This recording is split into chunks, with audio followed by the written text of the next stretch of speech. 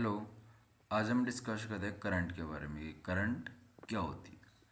तो जैसे हम क्या करते हैं कि बताते हैं कि फ्लो ऑफ चार्ज जो है कौन से मीडियम में, उससे करंट डिफाइन नहीं होती। जैसे हम क्या कर दिए, एयर में कर दिया तो उससे क्या बनती है, आर्क।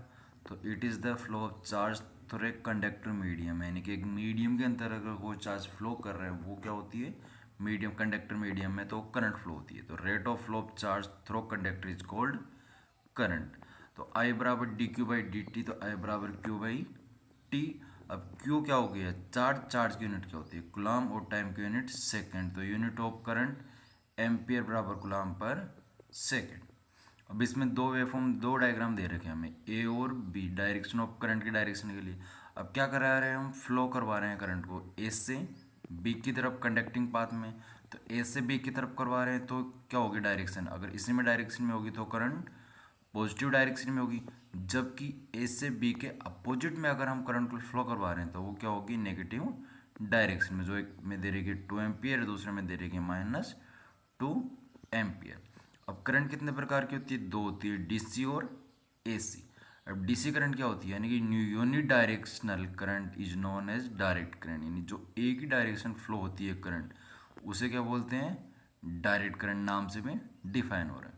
अब नेक्स्ट क्या है, alternating current is cyclic in nature with current flow in positive direction in half the cycle and in negative direction in the other half. जो हमें वेवफॉर्म दे रखी है वो साइनसोइडल वेवफॉर्म है। अब इसमें एक साइकिल में तो पॉजिटिव में जा रही है, एक साइकिल कंप्लीट हो रही है, उसका हाफ साइकिल तो पॉजिटिव में और हाफ साइकिल नेगेटिव में।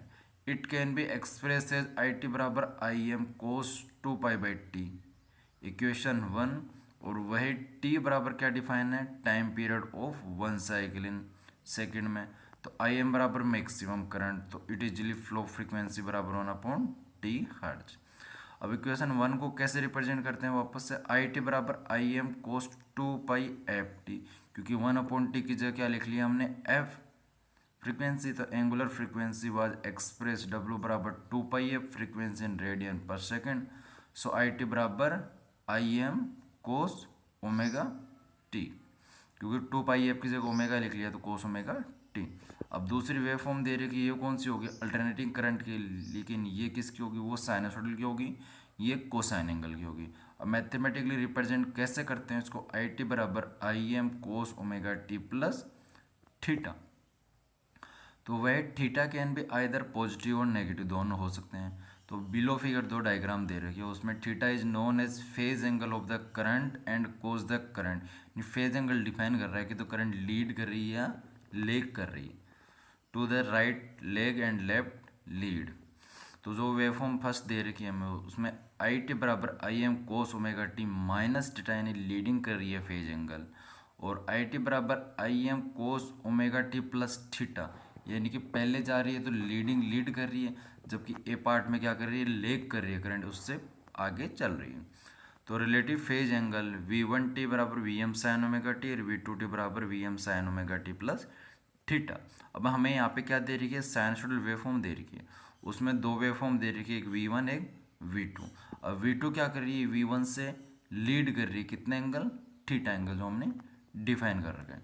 अब converting sine to cosine and vice versa, तो the sine and cosine are essentially the same function except for the 90 degree phase difference. यानी कि साइन और कोसाइन के बीच में कितने डिग्री का फेज डिफरेंस होता है, 90 डिग्री, यानी कोस ओमेगा टी माइनस 90 बराबर साइन ओमेगा टी, और साइन ओमेगा टी प्लस 90 बराबर कोस omega T. So thank you.